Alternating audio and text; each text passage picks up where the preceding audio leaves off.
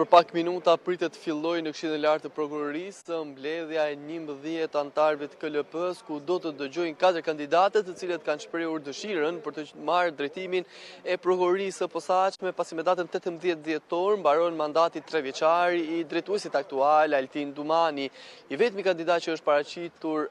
sot këtë mëngjes është Adnan Xholi, ndërsa kandidatët tjetër do të njoftohen pra që të mos jenë pranishëm në hall, por do të njoftohen disa minuta më para që të jenë gati për të futur më pas edhe në sallën e Këshillit të Lartë të Prokurorisë. Sipas rendit alfabetik, i takonte pikërisht Adnan Xholit të ishte i pari në listë për të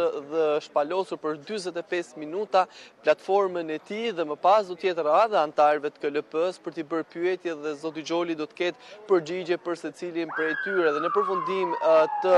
mbarimit pikërisht të pyetjeve nga anëtarët e KLP-s, atëherë ai do të lihet i lirë për të pasuar me kandidatin tjetër që do të jetë pikërisht pas zotit Xholi për 45 minuta dhe për të marrë dhe pyetje përgjigje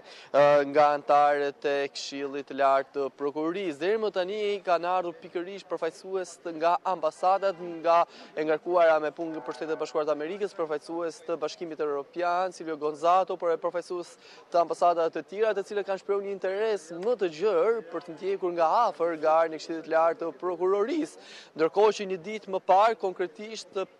në mbrëmje,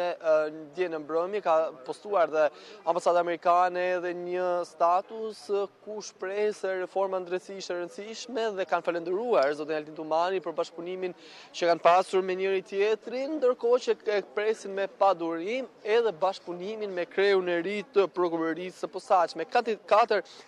kandidatët të cilët janë në garë për të marrë drejtimin e prokurorisë së posaçme janë Adnan Xholi, është Elvin Gogaj, Doloreza Musabelliu dhe Klodian Brahu. Në fakt, të paktën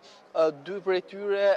njihen për mbulimin e çështjeve të krimit të organizuar, të SKAI-SIC, por edhe të goditjes së grupeve kriminale, ndërsa Elvin Gogaj dhe Klodian Brahu janë më të futur në hetimet e krimit e korrupsionit, pikërisht janë pra kanë një sektor të posaçëm për goditjen e zyrtarëve të lartë. Konkretisht edhe Klodian Brahu dhe Elvin Gogaj kanë pasur çështje të rëndësishme. Kujtojmë këtu që Elvin Gogaj po heton edhe çështjen e zotit Ahmetaj, pra Arben Ahmetaj, ndërkohë që edhe Klodian Brahu çështjen e drejtorëve të Bashkisë së Tiranës 5D, por edhe një sër çështje të tjera me ndjeshmëri të lartë. Tashmë, pas mbarimit të 4 kandidatëve, do të jetë edhe KLP-ja që do të bëjë të hapur dhe votimet pra me ngritjen e dorës.